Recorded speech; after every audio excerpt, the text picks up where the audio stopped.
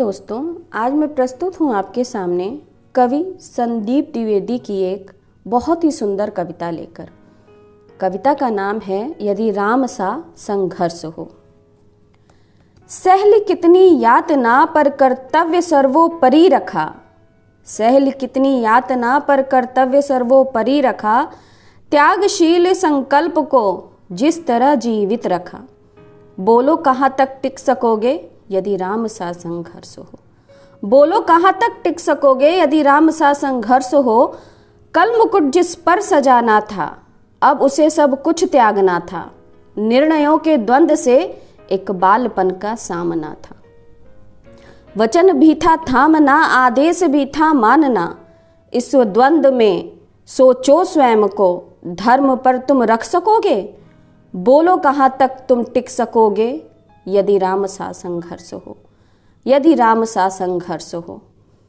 प्रजा तो बस राम की थी, दुनिया उसे तो जप रही थी। वचन ही था तोड़ देता, धर्म ही था छोड़ देता। पर पीढ़ियां क्या सीख लेंगी, राम की चिंता यही थी।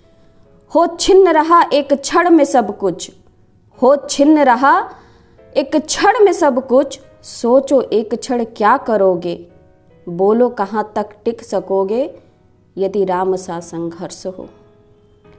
केवट न जाने क्या किया था, केवट न जाने क्या किया था। सौभाग्य जो उसको मिला था, राम से ही तारने को राम से ही लड़ गया था। कुल वंश उसके तर रहे थे, राम राम अर्पण कर रहे थे। कुल वंश उसके तर रहे थे, सब राम अर्पण कर रहे थे।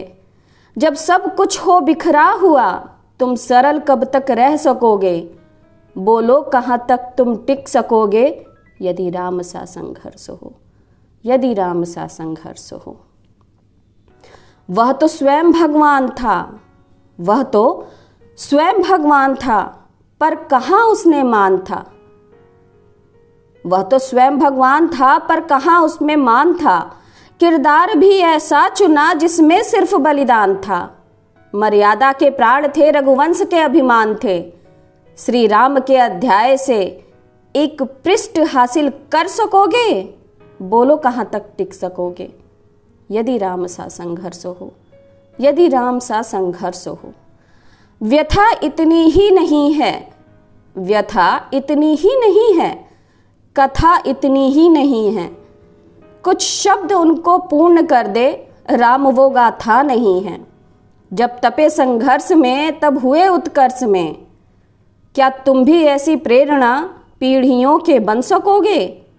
बोलो कहाँ तक तुम टिक सकोगे यदि राम सा संघर्ष हो, यदि राम सा संघर्ष हो, यदि राम सा संघर्ष हो। नमस्कार।